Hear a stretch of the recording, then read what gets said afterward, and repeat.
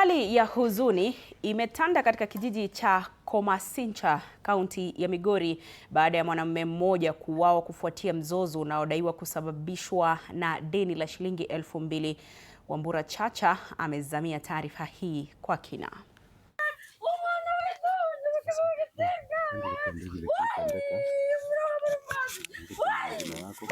Ndiyo hali katika kijiji cha Komasincha, eneo bunge la Kuria Magharibi, kaunti ya Migori. Biwi la simanzi likiwa limetanda katika familia ya David Nchagwa Mogaya anayesemekana kuuawa kwa njia ya kudungwa kisu hapo jana jioni. Kulingana na walioshuhudia tukio hilo, mzozo wa deni la shilingi 2,000 ndiyo chanzo kikuu cha mauaji hayo. Hiyo taarifa tumeipata jana jioni, kuko ndugu yetu amedungwa kisu na jirani kwa mzozo wa pesa za shilingi 2,000. Mwenda zake alionekana na wenzake kabla ya kuvamiwa na mshukiwa huyo aliyeanza kumdai deni la nduguye pale mzozo ulishuhudiwa kati ya wawili hao. Wakati David Maro alipokuja akavamia pikipiki yake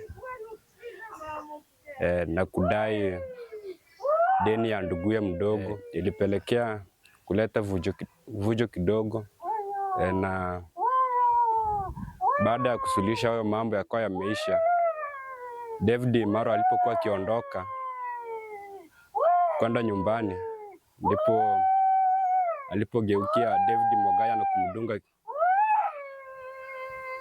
kisu kwenye mbavu na kingine kwenye shingo. Viongozi wa makanisa wamelani kitendo hiki wakisema kuwa visa kama hivi vimezidi katika siku zilizopita. Tunalaani kitendo hiki ambacho kinaendelea kwa vijana wetu, kwa sababu mambo haya ya mauaji yamekuwa mengi, yamekuwa kero kwa kijiji chetu cha Komasincha.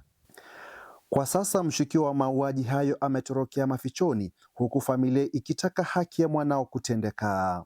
Sisi kama wanafamilia tunataka serikali ichukue hatua kwa aliyetufanyia, na serikali tunaomba serikali sasa iingilie ndani. Wambura Chacha, TV47, kaunti ya Migori.